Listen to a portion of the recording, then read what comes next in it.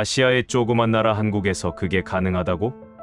저는 15년간 믿어온 모든 이론이 단 일주일 만에 부서졌습니다. 런던 히드로 공항도, 파리 샤를드골도, 뉴욕 JFK도 못 버티는 숫자를. 아시아의 조그만 나라 한국 공항이 매일 소화한다는 건 물리적으로 불가능했습니다. 게다가 작년 12월 항법 장치가 완전히 망가진 비행기 320명을 태운 채 그곳에 비상 착륙했다고요? 일본도 거절한 비행기를 받아들이고 군사 공역까지 열어줬다고요? 말도 안 됩니다.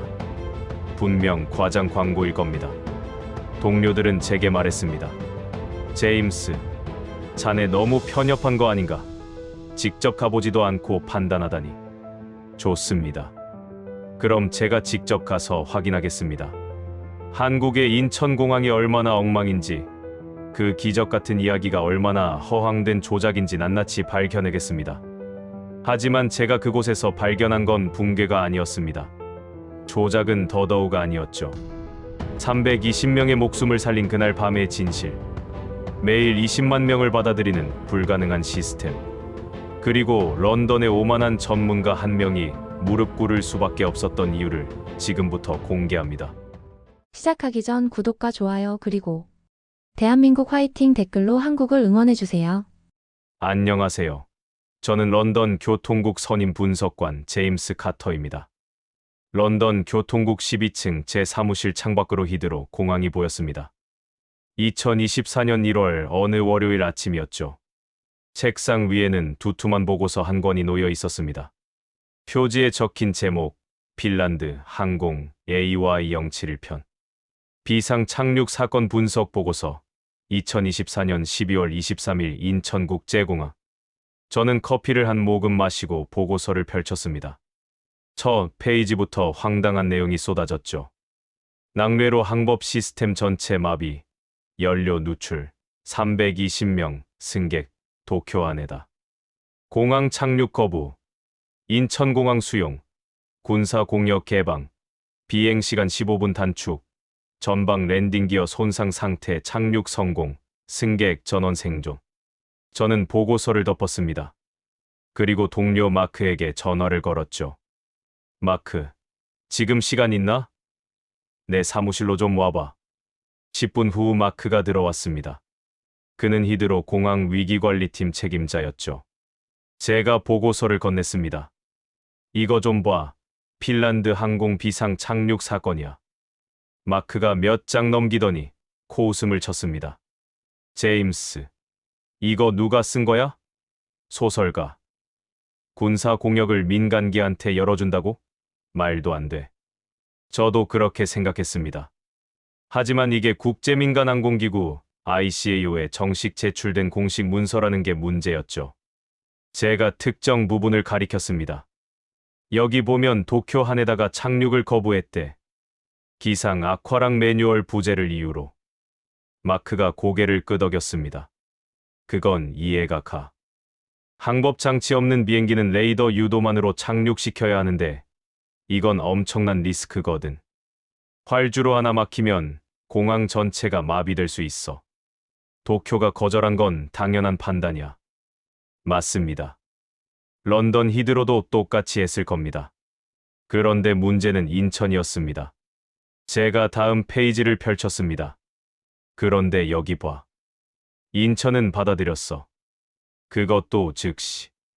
거기다 서해 최전방 군사 공역을 개방했대. 비행 시간 15분 단축을 위해서. 마크가 어이없다는 표정을 지었습니다.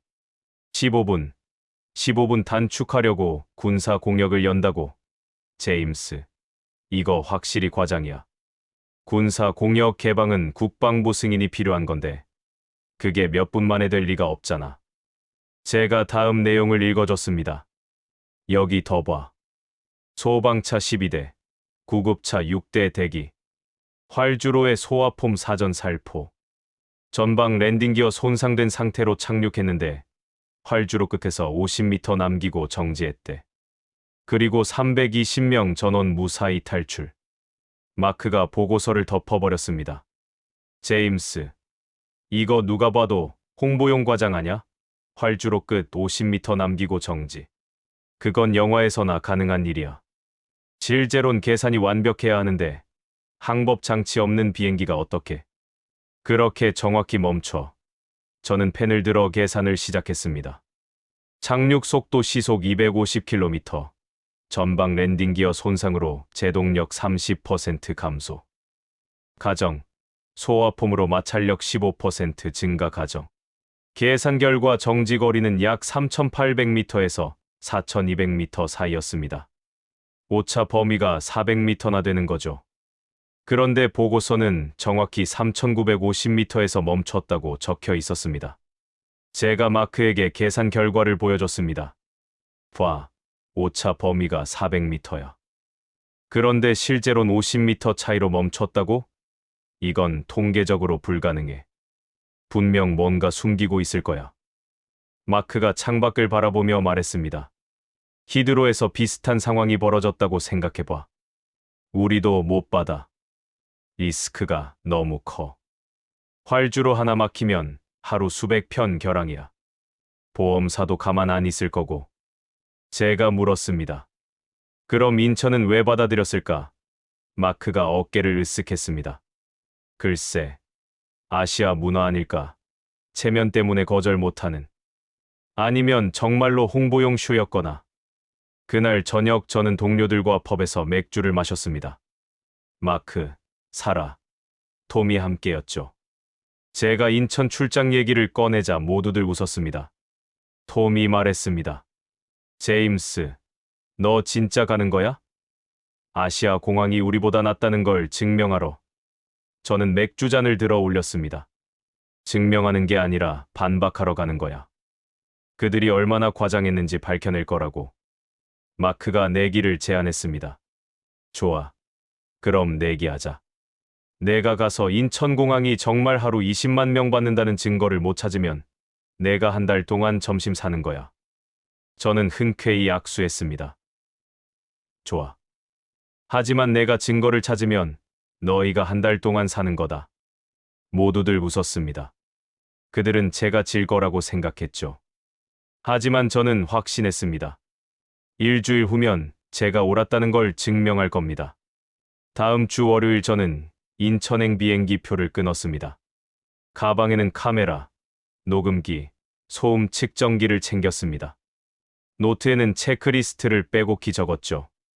확인 사항, 입국장 대기 시간 측정, 소음 수준 측정, 직원, 태도 관찰, 시설 청결도 확인, 핀란드 항공 사건 관련자 인터뷰 시도. 저는 준비가 끝났습니다. 15년 경력의 전문가로서 런던 교통국에 자존심을 걸고 진실을 밝혀낼 준비가 말이죠. 히드로 공항 탑승 게이트 앞에 섰습니다. 인천행 직항편이었죠. 11시간 비행이 기다리고 있었습니다. 저는 탑승권을 확인했습니다. 좌석 32A, 창가 자리였죠. 기내에 들어서자 이미 승객들이 자리를 잡고 있었습니다. 제 좌석으로 걸어가는데 옆자리에 60대쯤 되어 보이는 남자가 앉아 있었습니다. 금발의 파란 눈, 북유럽 사람처럼 보였죠. 저는 가방을 선반에 올리고 인사했습니다. 안녕하세요. 남자가 웃으며 대답했습니다. 안녕하세요. 억양이 독특했습니다. 핀란드 사람인 것 같았죠. 비행기가 이륙했습니다. 런던의 회색 하늘이 점점 멀어졌습니다. 저는 노트북을 꺼내 인천공항 관련 자료를 다시 검토하기 시작했죠. 그때 옆자리 남자가 말을 걸어왔습니다. 일로 가시나 봐요. 저는 고개를 들었습니다. 네, 출장입니다. 인천공항 조사 때문에요. 남자가 흥미로운 표정을 지었습니다. 오, 인천공항요. 좋은 곳이죠. 저는 예의상 물었습니다. 가보신 적 있으세요? 남자가 고개를 끄덕였습니다. 네, 작년 12월에 특별한 경험을 했죠. 제 조카가 그때 인천공항에서 목숨을 구했거든요. 저는 귀가 번쩍 뜨였습니다. 12월이라고요? 혹시 핀란드 항공 말씀하시는 건가요? 남자가 놀란 표정으로 저를 봤습니다. 어떻게 아세요? 제 조카가 바로 그 비행기를 탔었어요. AY 2071편. 저는 노트북 화면을 남자에게 보여줬습니다. 저도 그 사건 보고서를 읽었습니다. 그래서 직접 확인하러 가는 중이에요. 남자가 진지한 표정으로 말했습니다. 확인이라니 무슨 뜻이죠? 저는 솔직하게 대답했습니다. 보고서 내용이 너무 완벽해서요. 군사 공역 개방, 활주로 끝 50m 남기고 정지, 320명 전원 생존. 이런 건 현실에서 일어나기 힘든 일입니다. 과장되었을 가능성이 큽니다. 남자의 얼굴이 굳어졌습니다. 과장이라고요? 저는 제 조카한테 직접 들었어요. 비행기 안에서 얼마나 무서웠는지, 한국 사람들이 어떻게 도와줬는지. 그게 다 과장이라는 겁니까? 저는 당황했지만 전문가로서 입장을 유지했습니다. 제 말은 그게 아니라 보고서에 적힌 수치들이 물리적으로 설명하기 어렵다는 겁니다. 예를 들어 활주로 끝 50m 남기고 정지했다는 건 오차 범위를 고려하면 거의 불가능한 일이거든요. 남자가 깊은 한숨을 내쉬었습니다. 당신은 숫자로 판단하는군요. 하지만 제 조카는 거기 있었어요. 실제로 경험했고요. 저는 변명처럼 말했습니다. 저도 생존자들이 무사했다는 건 믿습니다. 다만 세부 내용이 미화되었을 수 있다는 거죠. 언론이나 정부가 국가 이미지를 위해 약간 각색했을 가능성이요. 남자가 휴대폰을 꺼냈습니다. 그리고 사진 한 장을 보여줬죠. 젊은 여성이 공항 의자에 앉아 담요를 덮고 있는 모습이었습니다. 눈가에 눈물 자국이 있었고 손에는 곰인형을 쥐고 있었죠. 남자가 말했습니다. 이게 제 조카예요.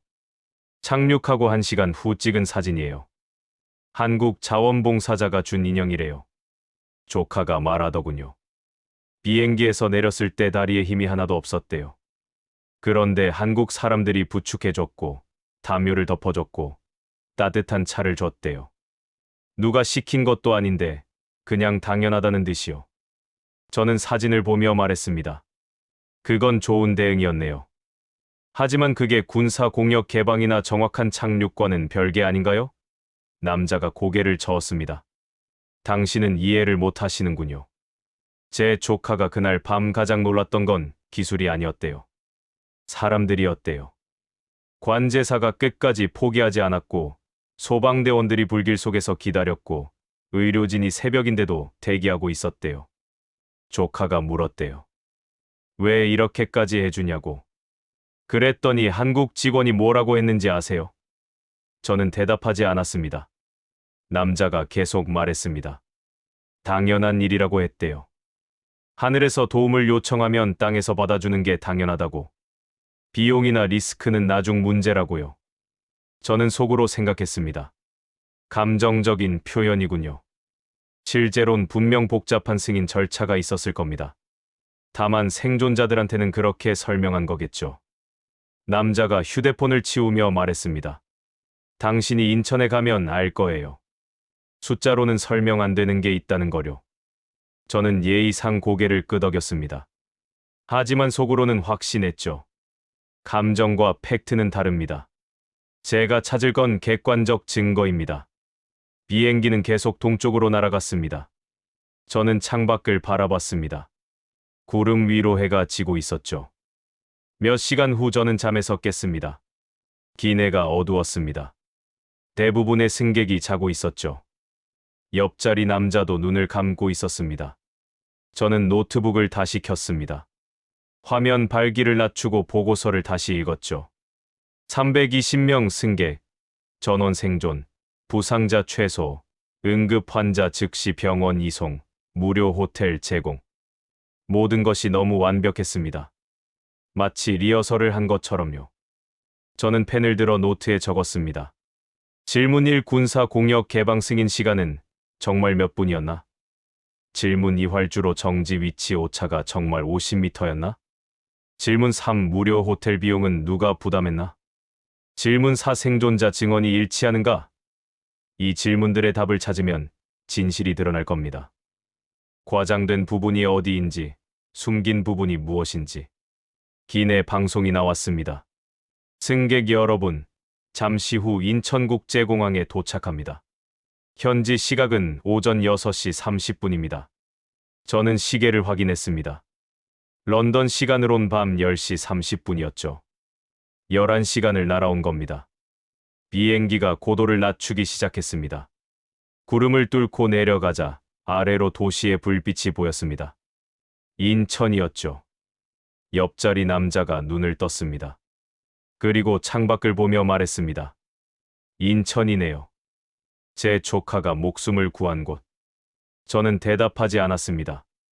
그저 창밖을 바라봤죠. 저 아래 어딘가에 진실이 있을 겁니다. 제가 찾아낼 진실이. 바퀴가 활주로에 닿았습니다. 부드러운 착륙이었죠. 기내의 박수 소리가 들렸습니다. 몇몇 승객들이 박수를 치고 있었습니다. 저는 고개를 가로저었습니다. 박수. 그냥 정상적인 착륙인데요. 과장된 반응이군요. 하지만 저는 몰랐습니다. 일주일 후 제가 이 공항을 떠날 때는 저도 박수를 칠 거라는 거요. 비행기에서 내렸습니다. 입국장으로 향하는 복도를 걸었죠. 저는 가방에서 소음 측정기를 꺼냈습니다. 이미 녹음을 시작한 상태였습니다. 하루 20만 명이 오간다는 공항이 얼마나 시끄러운지 기록할 참이었죠. 복도를 걸으며 주변을 관찰했습니다. 사람들이 꽤 많았습니다. 하지만 런던 히드로만큼은 아니었죠. 아직 이른 아침이라 그런가 싶었습니다. 입국장 문이 열렸습니다. 저는 소음 측정기를 들어 올렸습니다. 숫자를 확인할 준비를 했죠. 그런데 이상했습니다. 측정기를 두드려 봤습니다. 고장인가 싶었거든요. 65데시벨. 런던 도서관보다 조용했습니다. 저는 주변을 둘러봤습니다. 수백 명의 사람들이 움직이고 있었습니다. 입국 심사를 기다리는 줄이 길게 늘어서 있었죠. 하지만 고함도 없었고 욕설도 없었습니다. 그저 조용히 줄을 서서 기다리고 있었습니다. 런던 히드로였다면 벌써 누군가 직원한테 소리치고 있을 시간이었죠. 짜증 섞인 한숨 소리, 아이들 울음소리, 가방 끄는 소리가 뒤섞여 최소 85데시벨은 나왔을 겁니다. 저는 측정기를 다시 확인했습니다. 여전히 65데시벨이었습니다. 고장이 아니었습니다. 정말로 이렇게 조용한 거였죠. 입국 심사줄로 갔습니다. 자동 출입국 심사대가 보였습니다. 런던에도 있는 시스템이었죠. 하지만 여기는 달랐습니다. 사람들이 빠르게 통과하고 있었습니다. 한 명당 평균 10초. 런던에서는 보통 30초에서 1분이 걸렸습니다. 기계 오작동이나 여권 인식 실패 때문이었죠. 제 차례가 왔습니다. 여권을 스캔했습니다. 5초 만에 문이 열렸습니다. 저는 통과하면서 생각했습니다. 효율적이긴 하네. 하지만 이건 아침 시간이라 그런 거야. 러시아어였다면 다를 거야. 짐 찾는 곳으로 향했습니다. 컨베이어 벨트 앞에 사람들이 모여 있었습니다. 저는 시계를 봤습니다. 착륙한 지 15분이 지났습니다. 런던에서는 짐이 나오려면 최소 30분은 기다려야 했죠. 그런데 벌써 짐이 나오고 있었습니다. 사람들이 하나씩 가방을 찾아갔습니다. 그런데 이상한 점을 발견했습니다. 노란 선이 바닥에 그려져 있었는데 아무도 그 선을 넘지 않았습니다. 런던이었다면 사람들이 벨트 바로 앞까지 달려들어 서로 밀치며 짐을 찾았을 겁니다. 하지만 여기선 모두 선 뒤에 서서 기다리고 있었습니다. 가방이 자기 앞에 오면 그제야 한 발짝 나가서 조용히 가져갔죠. 한 노인이 무거운 캐리어를 들어 올리려다 비틀거렸습니다. 저는 도와줘야 하나 망설였습니다. 그런데 옆에 있던 젊은 남자가 먼저 움직였습니다. 말없이 캐리어를 받쳐줬죠. 노인이 고맙다고 말하자 남자는 고개만 끄덕이고 돌아섰습니다. 당연하다는 듯이요. 저는 노트에 적었습니다. 관찰 1 예상보다 질서정연함. 관찰 2 소음 수준 낮음. 관찰 3 시민 간 자발적 협력 목격. 하지만 뒤에 물음표를 붙였습니다. 이건 아침 시간이라 그런 거야. 오후나 저녁에는 다를 거야. 짐을 찾고 도착 로비로 나왔습니다. 넓은 공간이 펼쳐졌습니다. 천장이 높았고 자연광이 쏟아져 들어왔죠. 깨끗했습니다. 런던 히드로보다 훨씬 깨끗했습니다. 바닥에 쓰레기 하나 보이지 않았죠. 저는 주변을 둘러봤습니다. 안내 데스크를 찾았습니다. 직원에게 물어볼 게 있었거든요. 데스크 앞에 섰습니다. 젊은 여직원이 웃으며 인사했습니다. 안녕하세요. 무엇을 도와드릴까요? 영어가 유창했습니다. 저는 준비한 질문을 꺼냈습니다. 실례지만 작년 12월에 있었던 핀란드 항공 비상 착륙 사건에 대해 여쭤봐도 될까요? 여직원의 표정이 밝아졌습니다. 아, 그 사건이요. 네, 저도 그날 근무 중이었어요. 정말 긴장됐었죠. 저는 노트를 꺼냈습니다. 그날 상황이 어땠는지 말씀해 주실 수 있나요? 보고서를 읽긴 했지만 현장 증언을 직접 듣고 싶어서요. 여직원이 잠시 생각하더니 말했습니다. 새벽 2시쯤이었어요. 갑자기 관제탑에서 연락이 왔어요. 비상 착륙 준비하라고요. 모든 직원이 소집됐고 의료팀도 대기했죠. 비행기가 착륙하고 나서는 승객들 안내하느라 정신없었어요. 하지만 다들 침착했어요. 저는 물었습니다. 그날 승객이 320명이었다고 들었는데 혼란은 없었나요? 여직원이 고개를 저었습니다. 놀랍게도 없었어요. 승객들이 무서웠을 텐데 승무원 지시를 잘 따랐고 우리 직원들도 매뉴얼대로 움직였어요. 1시간 만에 모든 승객이 안전하게 터미널로 이동했죠. 저는 또 물었습니다. 군사 공역 개방은 어떻게 된 건가요? 보고서엔 15분 단축됐다고 나와 있던데. 여직원이 말했습니다. 그건 저도 나중에 들었어요. 관제탑에서 국방부랑 협의했대요. 생명이 위급하니까 군 공역을 잠깐 열어준 거죠. 저는 속으로 생각했습니다. 잠깐이라니. 군사 공역 개방이 그렇게 쉬운 일인가? 분명 사전에 준비된 프로토콜이 있었을 거야. 즉흥적으로 한 게 아니라. 저는 마지막 질문을 했습니다. 그날 사건 관련 자료를 볼 수 있는 곳이 있나요? 전시나 기록 같은 거요. 여직원이 손가락으로 한쪽을 가리켰습니다. 저기 2층에 인천공항 역사관이 있어요. 거기 가시면 사진이랑 영상 자료가 있을 거예요.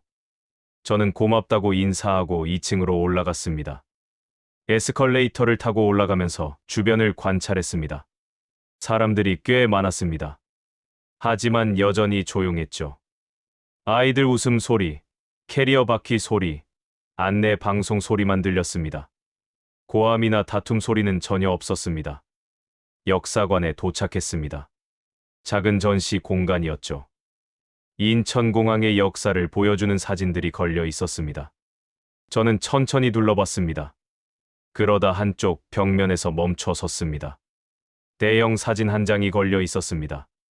밤의 활주로 위에 비행기 한 대가 서 있었습니다. 전방 부분이 땅에 닿아 있었고 주변에 소방차들이 붉은 불빛을 번쩍이며 둘러싸고 있었죠. 사진 아래 설명이 붙어 있었습니다. 2024년 12월 23일 핀란드 항공 AY071편 비상 착륙 성공. 승객 320명 전원 무사. 저는 사진을 가까이서 봤습니다. 소방차가 12대였습니다. 보고서에 적힌 숫자와 일치했죠. 활주로에 하얀 폼이 깔려 있는 것도 보였습니다. 옆에 작은 모니터가 있었습니다. 뉴스 영상이 반복 재생되고 있었죠. 저는 이어폰을 끼고 영상을 봤습니다. 앵커가 말했습니다. 어젯밤 낙뢰로 항법 장치가 손상된 핀란드 항공 여객기가 인천공항에 무사히 착륙했습니다. 도쿄 하네다 공항이 착륙을 거부한 비행기를 인천이 받아들였고 군 당국과 협의해 비행 시간을 단축했습니다. 화면이 바뀌었습니다. 생존자 인터뷰였습니다. 금발의 여성이 눈물을 글썽이며 말했습니다. 정말 무서웠어요. 비행기 안이 깜깜했고 아무도 우릴 도와주지 않을 것 같았어요. 그런데 한국이 우릴 받아줬어요. 착륙하고 나서 한국 사람들이 우릴 안아줬어요. 울고 있는 저한테 담요를 덮어주고 따뜻한 차를 줬어요. 저는 영상을 멈췄습니다. 그리고 노트에 적었습니다. 확인 사항. 사진과 영상 존재 확인. 생존자 증언 일치. 하지만 여전히 의문. 너무 완벽한 결과. 뭔가 편집되었을 가능성. 전시관을 나왔습니다. 시계를 봤습니다. 오전 8시였습니다. 이제 본격적인 러시아어가 시작될 시간이었죠. 저는 출발 로비로 갔습니다. 거기서 진짜 인천공항을 볼 수 있을 거라 생각했습니다. 하루 20만 명이 정말인지, 시스템이 정말 버티는지. 하지만 제가 본 건 예상과 완전히 달랐습니다. 공항을 나와 택시를 탔습니다. 호텔까지 30분 거리였죠. 저는 창밖을 바라봤습니다. 고속도로 양옆으로 거대한 아파트 단지들이 끝없이 이어졌습니다. 아침 시간인데도 교통은 원활했죠. 런던이었다면 벌써 정체가 시작됐을 시간이었습니다. 호텔에 체크인했습니다. 방에 들어가자마자 저는 노트북을 켰습니다. 본격적인 조사를 시작할 시간이었죠. 우선 핀란드 항공 사건부터 파헤쳐야 했습니다. 보고서가 정말 사실인지 확인해야 했거든요. 구글에 핀란드 항공 인천 비상 착륙이라고 검색했습니다. 수십 개의 기사가 나왔습니다. 한국 언론뿐 아니라 외국 언론 기사도 많았죠. BBC, CNN, 로이터 모두 이 사건을 다뤘습니다. 저는 BBC 기사부터 읽었습니다. 2024년 12월 24일자 기사였습니다. 한국 인천공항, 낙뢰 피해 핀란드 항공기 320명 구조. 도쿄 거절 후 즉각 수용. 군사 공역 개방으로 비행시간 단축. 전원 생존. 기사는 보고서 내용과 일치했습니다. 하지만 저는 여전히 의심했죠. 언론은 정부 발표를 그대로 받아쓰기 하는 경우가 많으니까요. 저는 소셜 미디어를 검색했습니다. 실제 승객들의 목소리를 찾고 싶었거든요. 트위터에 피네어 AY071이라고 검색했습니다. 여러 게시물이 나왔습니다. 대부분 그날 비행기를 탔던 사람들이었죠. 한 핀란드 여성이 쓴 글이 눈에 들어왔습니다. 2024년 12월 24일에 올라온 게시물이었습니다. 어제 죽을 뻔했습니다. 비행기 안이 깜깜했고 연료가 새고 있었어요. 도쿄가 우릴 거부했을 때 정말 끝이라고 생각했습니다. 그런데 한국이 우릴 받아줬어요. 착륙하고 나서 한국 소방관들이 불길 속에서 우릴 기다리고 있었어요. 의료진이 새벽인데도 대기하고 있었고요. 호텔까지 무료로 제공해줬어요. 한국, 평생 잊지 못할 겁니다. 게시물 아래에 사진이 첨부되어 있었습니다. 공항 의자에 앉아 담요를 덮고 있는 여성의 모습이었죠. 눈가에 눈물 자국이 선명했습니다. 저는 댓글을 읽었습니다. 수백 개의 댓글이 달려 있었습니다. 살아계셔서 다행이에요. 한국 사람들 정말 대단하네요. 저도 비슷한 경험했어요. 한국은 특별한 나라예요. 저는 다른 게시물도 찾았습니다. 한 핀란드 남성이 쓴 글이었죠. 제 아내가 그 비행기를 탔습니다. 착륙하고 나서 전화가 왔을 때 정말 울었어요. 아내가 말하더군요. 한국 관제사가 끝까지 포기하지 않았다고. 목소리만 듣고 비행기를 유도했대요. 아내는 그 목소리를 평생 잊지 못할 거래요. 저는 노트북을 응시했습니다. 생존자들의 증언이 너무 일치했습니다. 조작하기엔 증언자가 너무 많았죠. 하지만 여전히 의문이 남았습니다. 군사 공역 개방이 정말 몇 분 만에 가능했을까? 저는 한국 뉴스를 검색했습니다. 당시 상황을 더 자세히 알고 싶었거든요. 한 방송사 뉴스 영상을 찾았습니다. 재생했죠. 앵커가 말했습니다. 어젯밤 인천공항 관제탑에서는 긴박한 상황이 벌어졌습니다. 낙뢰로 항법 장치를 잃은 핀란드 항공기가 도쿄에 착륙 거부 통보를 받고 인천으로 방향을 틀었습니다. 인천 관제팀은 즉시 국방부와 협의에 들어갔고 15분 만에 서해 군사 공역 개방 승인을 받았습니다. 화면이 바뀌었습니다. 인천공항 관제탑 내부 모습이었죠. 여러 명의 관제사가 모니터 앞에 앉아 있었습니다. 한 관제사가 인터뷰했습니다. 시간이 없었습니다. 연료가 계속 새고 있었거든요. 15분이라도 단축해야 했어요.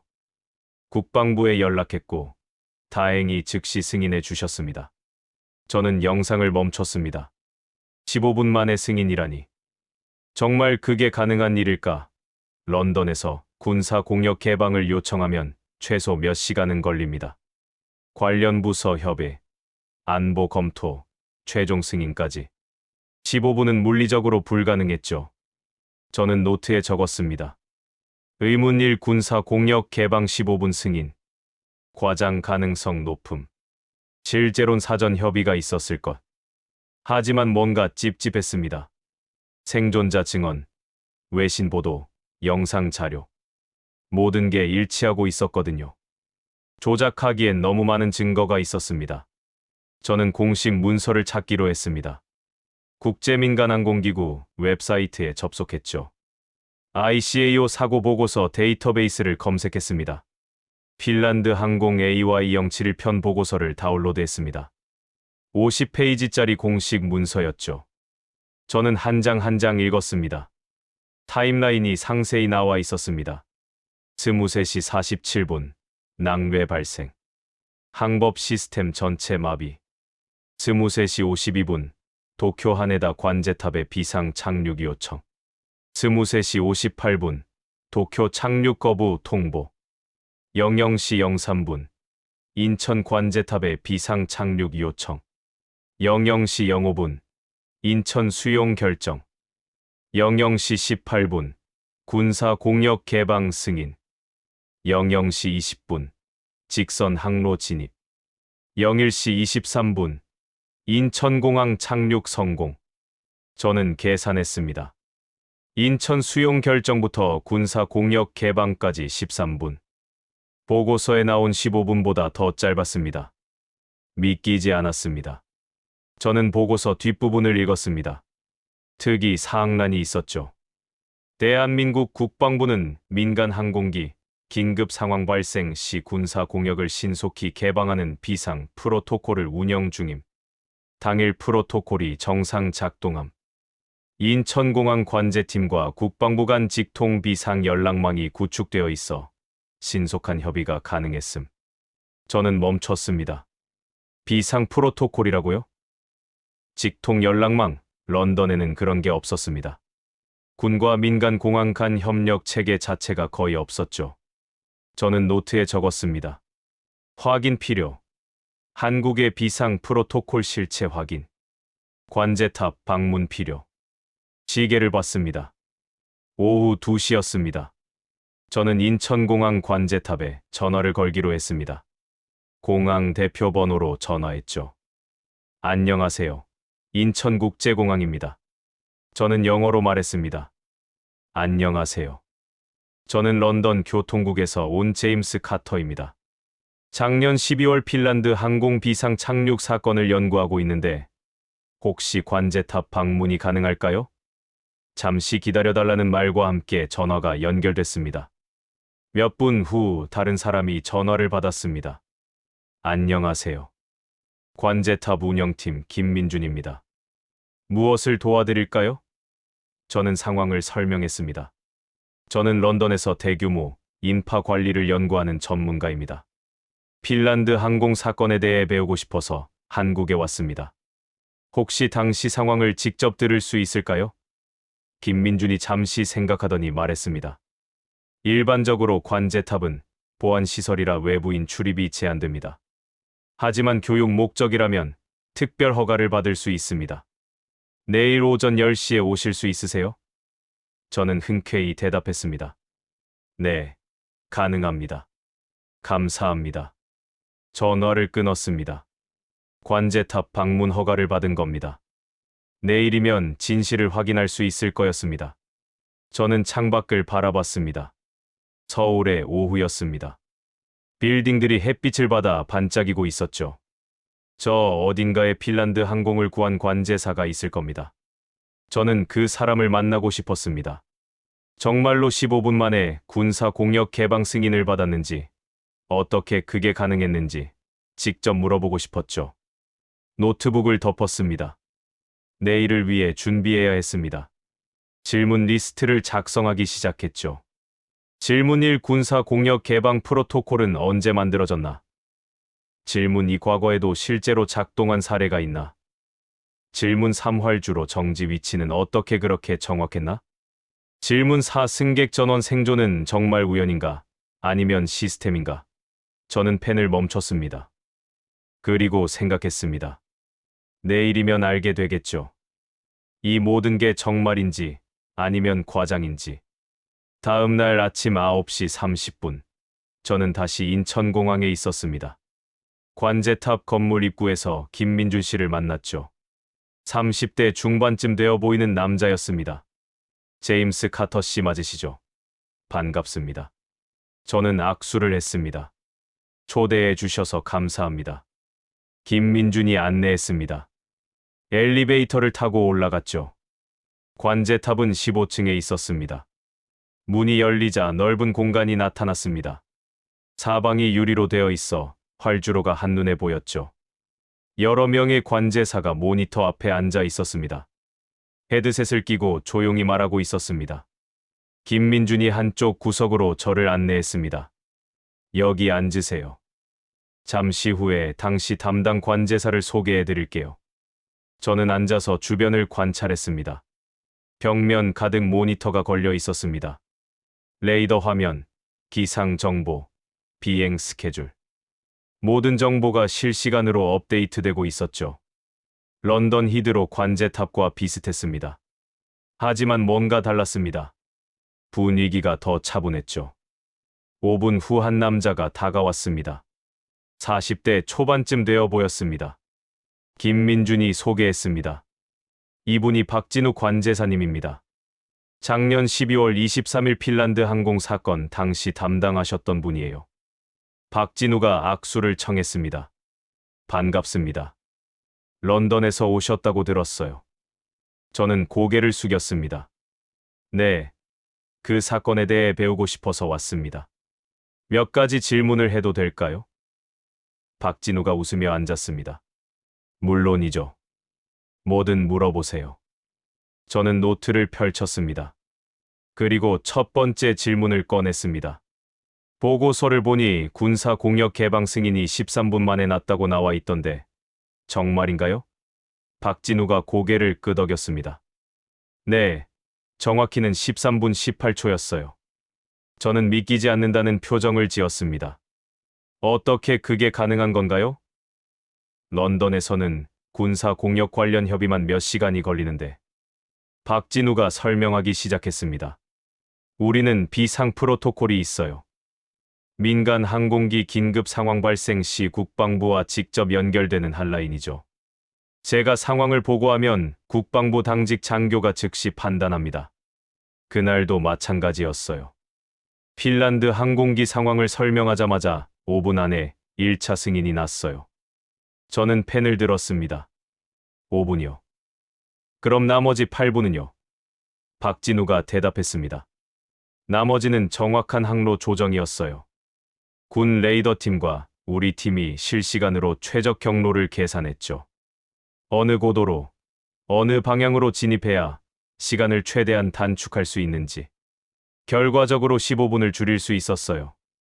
저는 노트에 적으면서 물었습니다. 이 프로토콜은 언제 만들어진 건가요? 박진우가 잠시 생각하더니 말했습니다.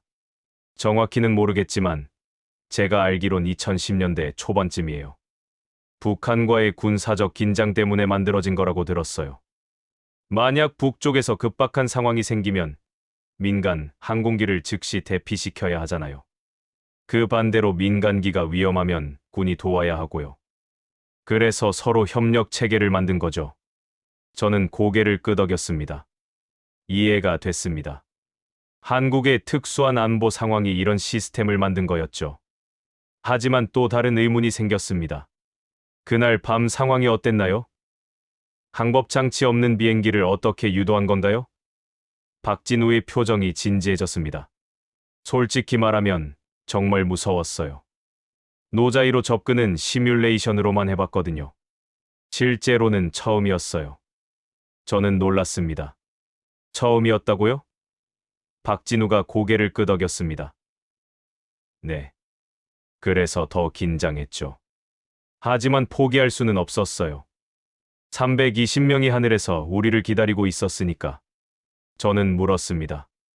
구체적으로 어떻게 하신 건가요? 박진우가 설명했습니다. 기장님한테 현재 고도, 속도, 수평 지식의 수치를 계속 보고받았어요. 그걸 기반으로 제가 레이더 화면이랑 대조했죠. 그리고 선의 각도를 초 단위로 지시했어요. 예를 들면 오른쪽으로 손가락 한 마디만큼 조종간을 움직이고 3초간 유지하라. 이런 식으로요. 저는 믿기지 않았습니다. 손가락 한 마디요. 그렇게 추상적인 지시로 비행기를 유도했다고요?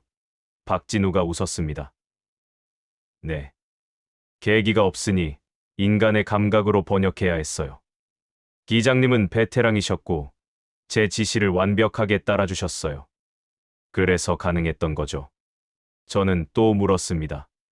활주로 정지 위치는요? 50m 남기고 멈췄다는 게 정말인가요? 박진우가 고개를 끄덕였습니다. 네, 정말이에요. 하지만 그건 운도 있었어요. 우리가 미리 활주로에 소화폼을 뿌려놨거든요. 마찰력을 높이기 위해서요. 그게 제동거리를 줄여준 거죠. 저는 계산했습니다. 소화폼으로 마찰력 15% 증가, 전방 랜딩기어 손상으로 제동력 30% 감소. 그럼 실제 제동거리는 예측 범위 아니었을 겁니다. 50m는 운이 좋았던 거고요. 박진우가 말을 이었습니다. 그리고 소방팀이 대단했어요. 비행기가 어디쯤 멈출지 미리 계산하고 대기하고 있었거든요. 착륙하자마자 3초 만에 진입했어요. 저는 물었습니다. 소방차가 12대였죠. 박진우가 놀란 표정으로 저를 봤습니다. 어떻게 아세요? 저는 보고서를 보여줬습니다. 여기 나와 있어요. 소방차 12대, 구급차 6대. 박진우가 웃었습니다. 맞아요. 공항 소방차 전부 동원했죠. 거기다 인근 소방서 차량까지 왔어요. 만약을 대비해서요. 저는 노트에 적었습니다. 확인, 군사 공역 개방 프로토콜 실존. 노자이로 접근 성공. 소방 대응 완벽. 하지만 여전히 한 가지가 궁금했습니다. 왜 그렇게까지 하신 건가요? 도쿄처럼 거절할 수도 있었잖아요. 리스크가 컸을 텐데. 박진우가 잠시 침묵했습니다. 그리고 천천히 말했습니다.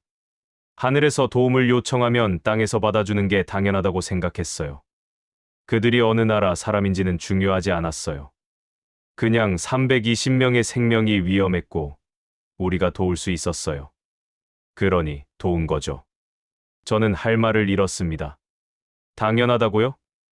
국가 시스템 전체를 움직이고 군사 공역을 열고 공항 전체를 멈추는 게 당연한 일이라고요?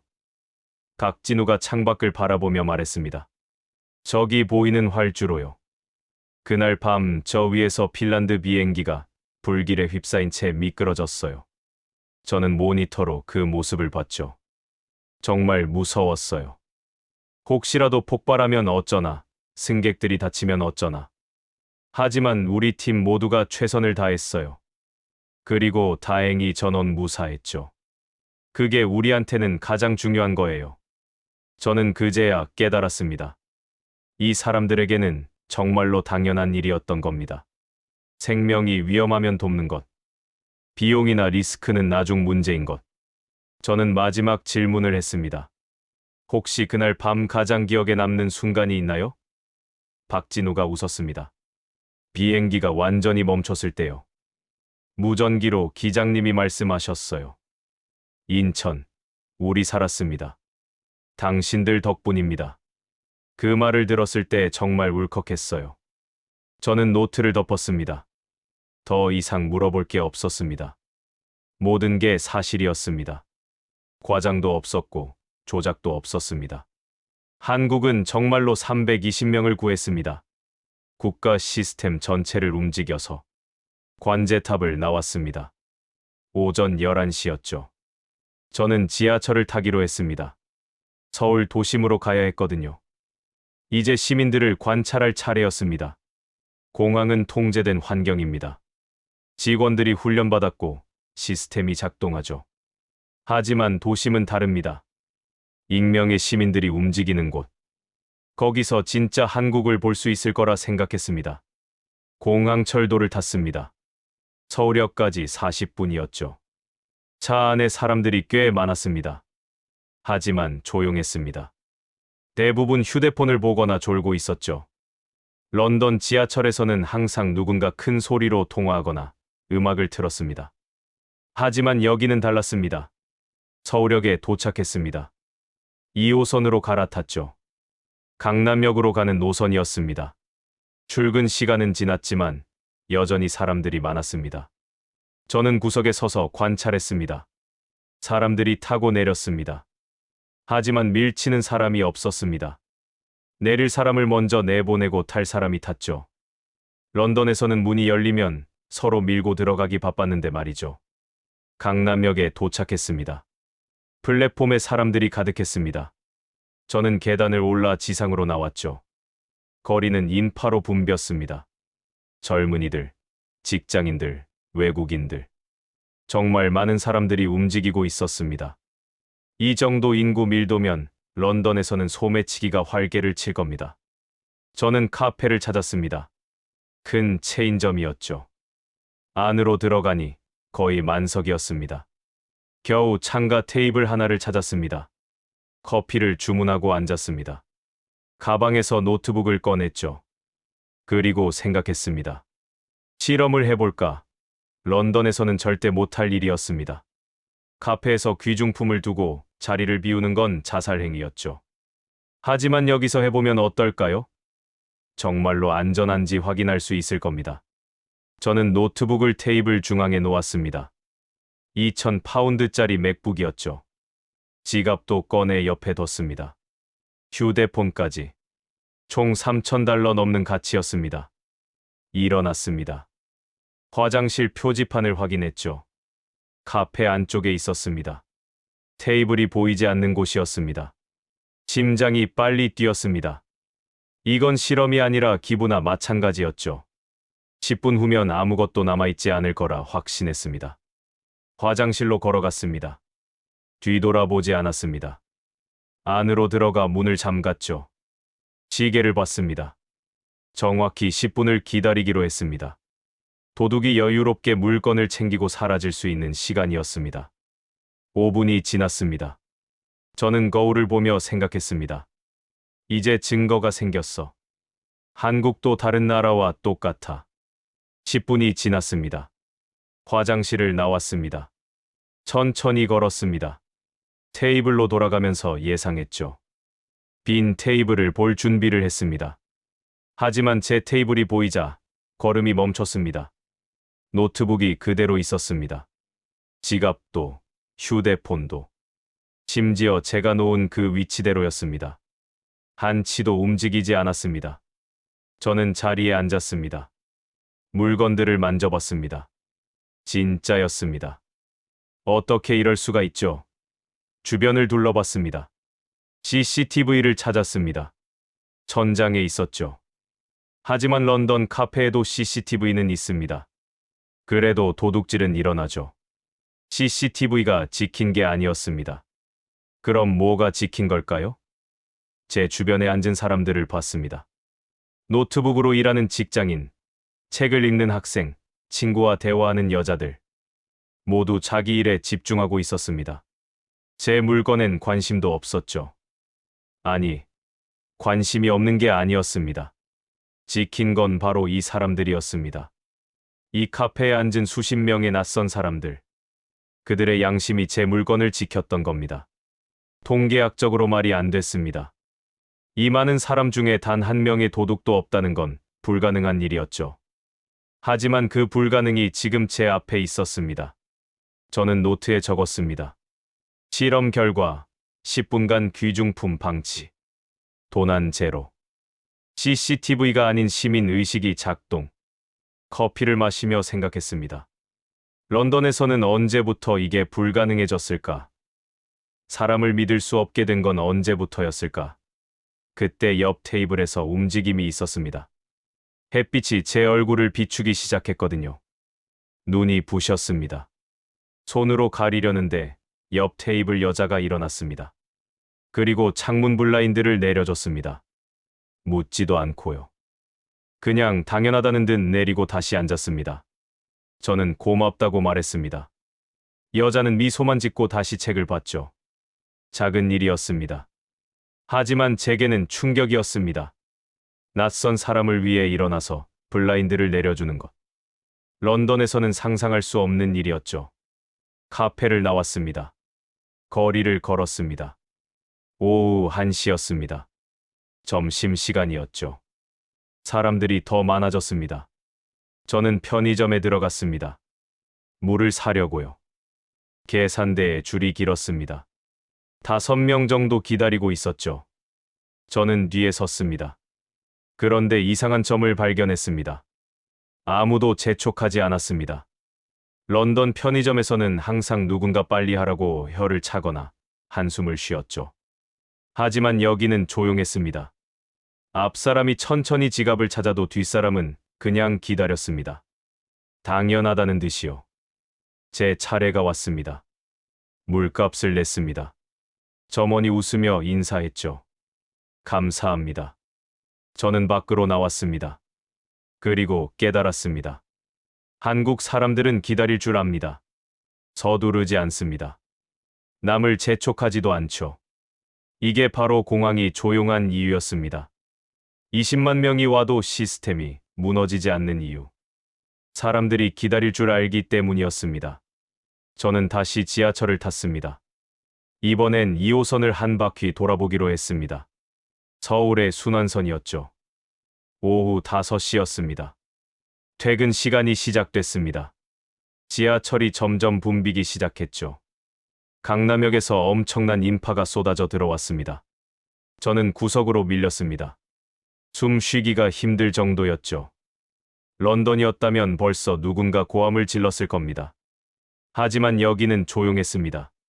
사람들이 빽빽한데도 밀치는 사람이 없었습니다. 그냥 조용히 서 있었죠. 삼성역을 지났습니다. 더 많은 사람이 탔습니다. 이제 정말 움직일 수도 없었습니다. 그때였습니다. 쿵. 둔탁한 소리가 났습니다. 누군가 쓰러진 겁니다. 젊은 남자였습니다.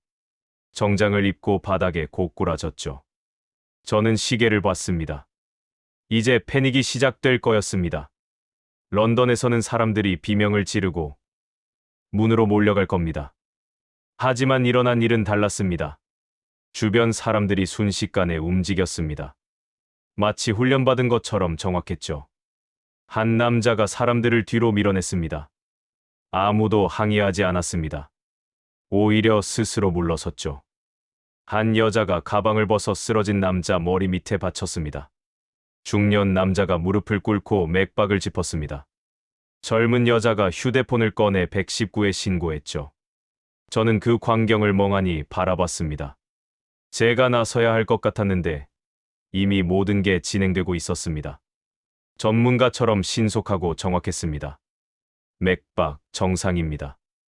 호흡도 괜찮아요. 중년 남자가 말했습니다. 누군가 물을 건넸습니다. 자기가 마시려던 물이었을 겁니다. 다음 역에서 역무원이 들어왔습니다. 하지만 이미 상황은 정리된 뒤였습니다. 쓰러진 남자는 깨어나 있었고 사람들이 부축해서 일으켰죠. 괜찮으세요? 역무원이 물었습니다. 네, 괜찮습니다. 아침을 못 먹어서요. 죄송합니다. 남자가 역무원과 함께 내렸습니다. 사람들은 다시 제자리로 돌아갔습니다. 가방을 내어준 여자가 가방을 챙겼죠. 물을 준 사람도 아무 말 없이 빈 병을 집어넣었습니다. 문이 닫혔습니다. 열차가 출발했습니다. 그리고 다시 고요해졌습니다. 마치 아무 일도 없었다는 듯이요. 저는 노트를 꺼냈습니다. 손이 떨렸습니다. 지하철 응급 상황. 예상, 패닉 혼란. 실제, 즉각 대응 완벽한 협력 3분 내 종료.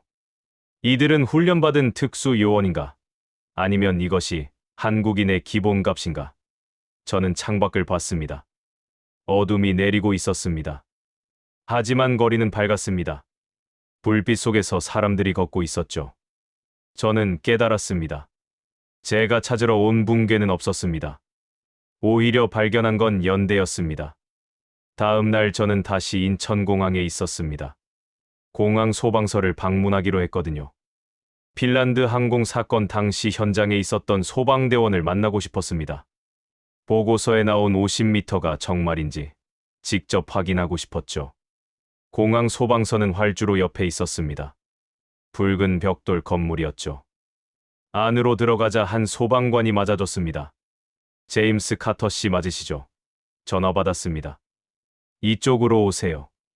30대 중반쯤 되어 보이는 남자였습니다. 이름표에 최동혁이라고 적혀 있었죠. 사무실로 안내받았습니다.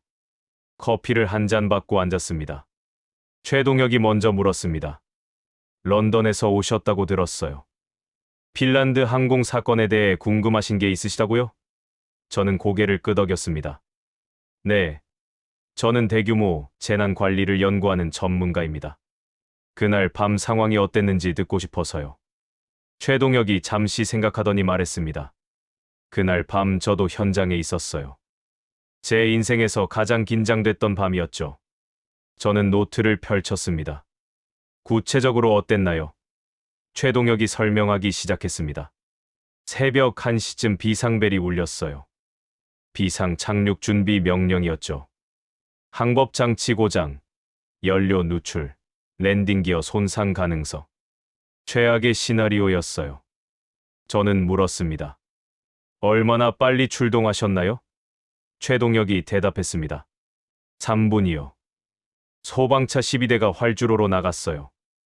공항 차량 전부랑 인근 소방서 지원까지 받았죠. 활주로에 소화폼을 뿌리기 시작했어요. 저는 또 물었습니다. 소화폼은 왜 뿌린 건가요? 최동혁이 설명했습니다. 랜딩 기어가 손상되면 동체가 활주로에 직접 닿아요. 마찰열로 불이 날 수 있죠. 소화폼은 그 열을 식히고 마찰력도 높여줘요. 제동거리를 줄이는 효과도 있고요. 저는 고개를 끄덕였습니다. 그건 표준 절차인가요? 최동혁이 말했습니다.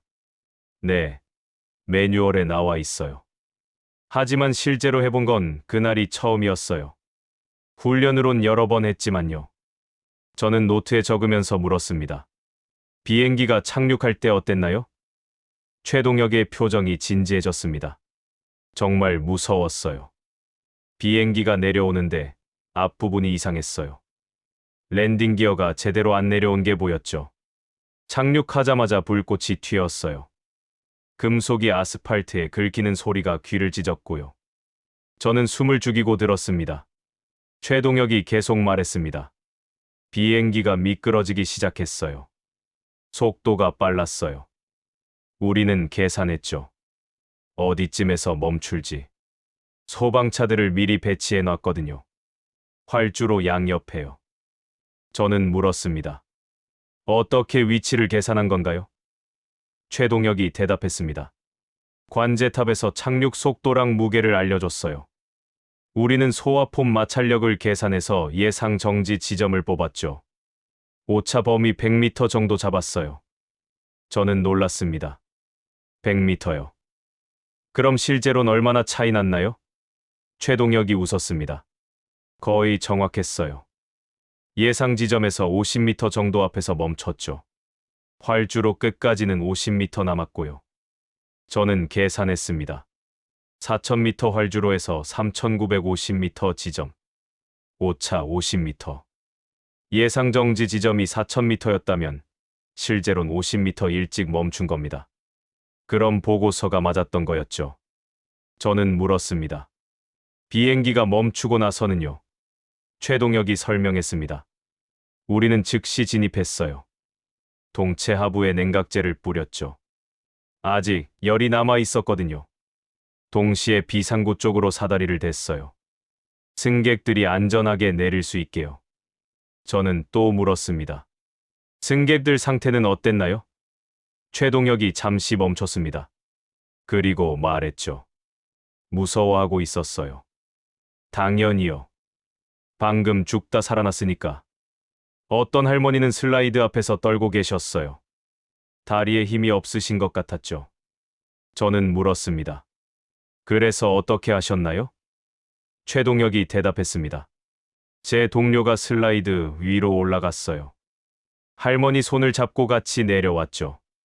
땅에 발 딛자마자 할머니가 그 친구를 꼭 안고 우셨어요. 저는 가슴이 뭉클했습니다. 그건 매뉴얼에 없는 행동이었을 겁니다. 그냥 사람이 사람에게 하는 일이었죠. 저는 물었습니다. 그날 밤 가장 기억에 남는 게 뭔가요? 최동혁이 창밖을 바라봤습니다. 활주로가 보였죠. 320명이 전부 무사히 내렸을 때요. 한 명도 다치지 않았어요.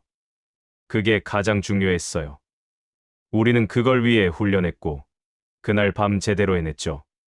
저는 또 물었습니다. 런던 같은 다른 나라 공항에서도 이렇게 할 수 있을까요? 최동혁이 고개를 갸우뚱했습니다. 글쎄요.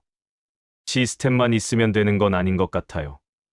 사람들이 준비돼 있어야 하고, 서로 믿어야 하고, 무엇보다 포기하지 않는 마음이 있어야죠. 저는 고개를 끄덕였습니다. 그게 바로 핵심이었습니다. 시스템이 아니라 사람이었죠. 최동혁이 물었습니다. 런던은 어때요? 비슷한 시스템 있나요? 저는 솔직하게 대답했습니다. 시스템은 있어요. 하지만 작동하는지는 모르겠어요. 우리는 훈련하지만 실전처럼 하지는 않거든요. 리스크를 피하려고 하지 감수하려고 하지 않아요.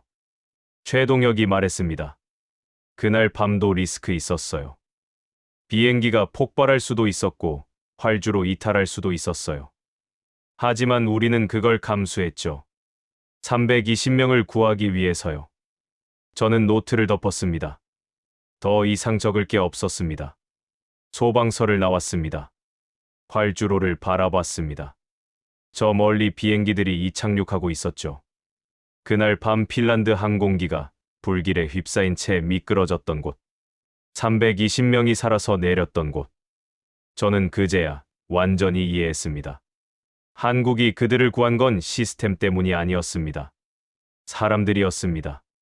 포기하지 않는 관제사, 불길 속에서 기다린 소방관, 새벽에 대기한 의료진, 담요를 덮어준 자원봉사자.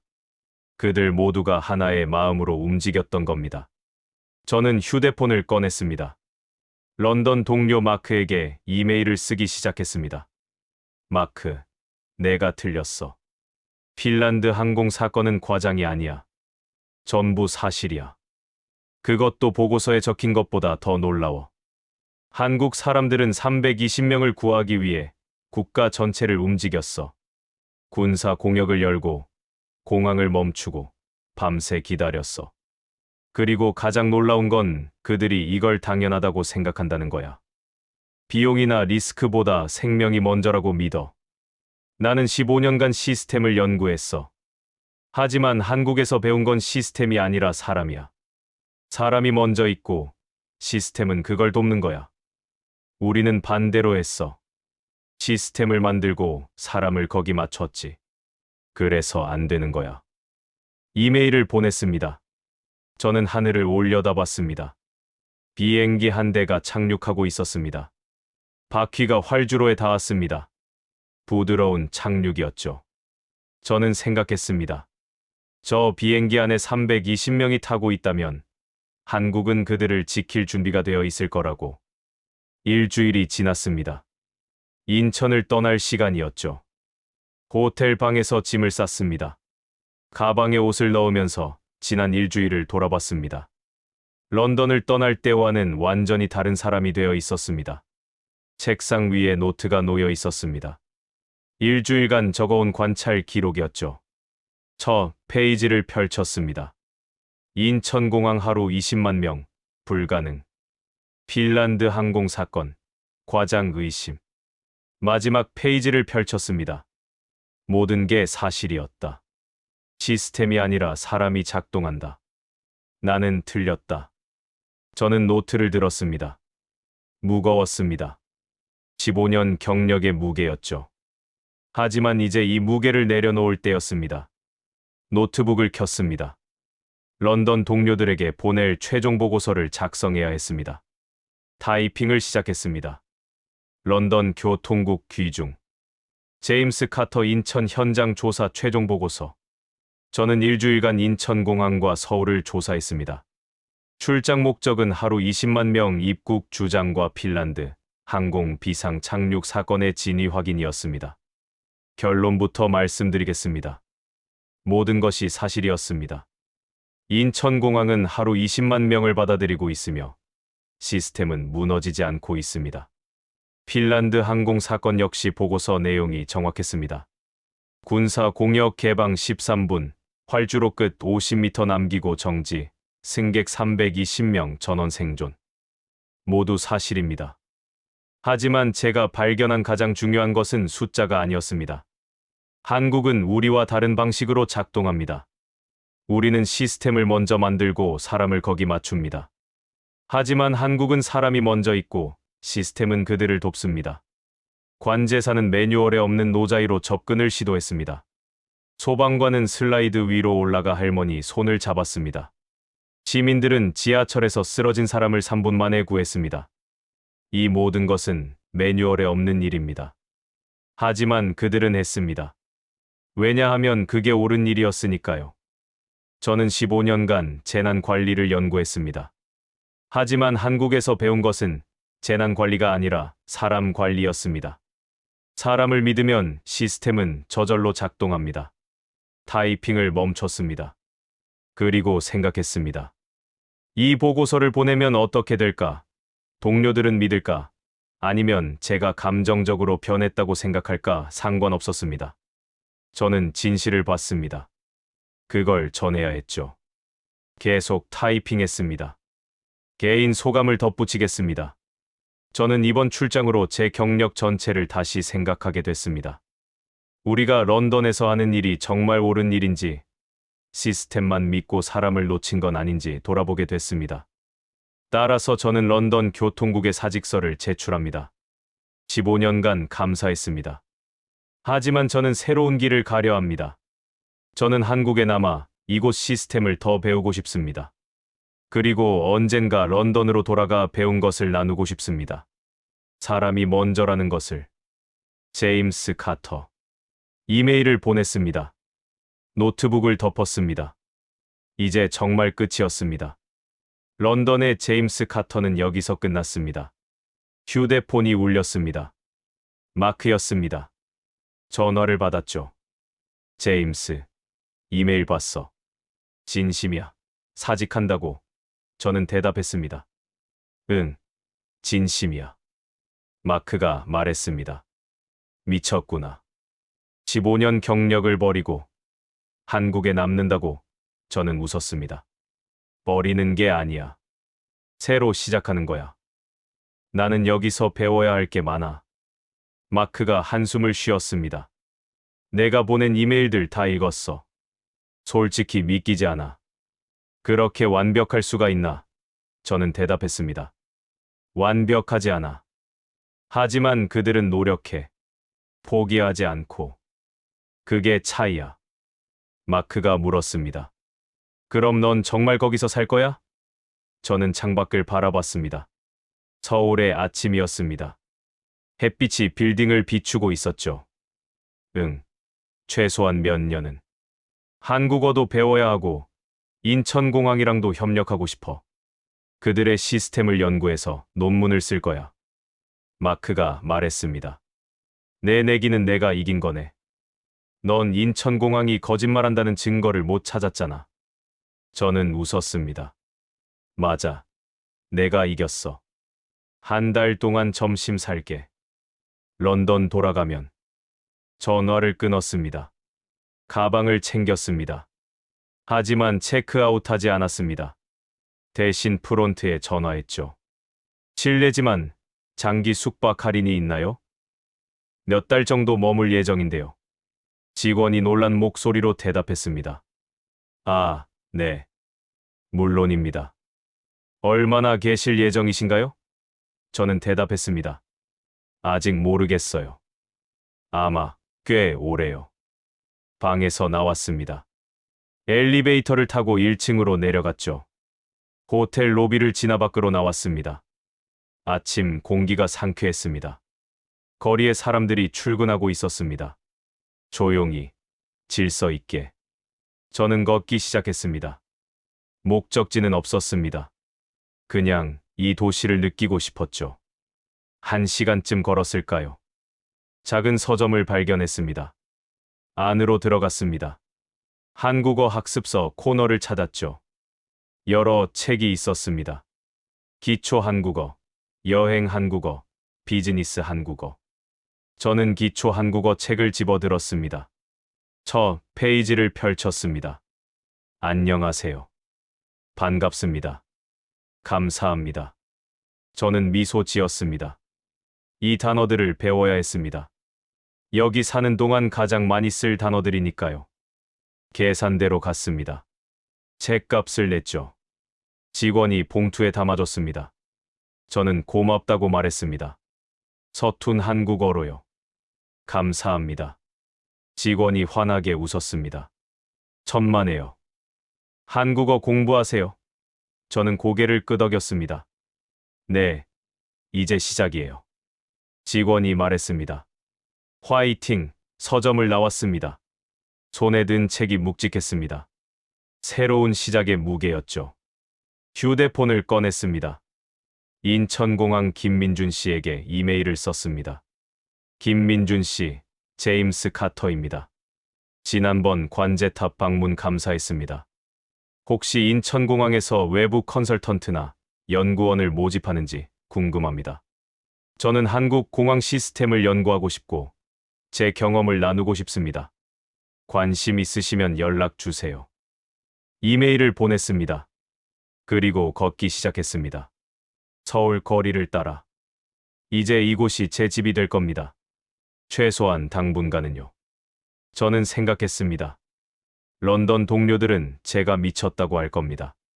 15년 경력을 버리고 낯선 나라에 남는다고요. 하지만 저는 알고 있습니다. 이게 옳은 선택이라는 거요. 일주일 전 저는 인천공항에 증거를 찾으러 왔습니다. 한국이 거짓말한다는 증거를요. 하지만 찾은 건 진실이었습니다. 사람이 시스템보다 중요하다는 진실. 포기하지 않는 마음이 기적을 만든다는 진실. 그리고 저 같은 오만한 전문가도 변할 수 있다는 진실. 저는 하늘을 올려다봤습니다. 비행기 한 대가 지나가고 있었습니다. 인천공항으로 향하는 비행기였을 겁니다.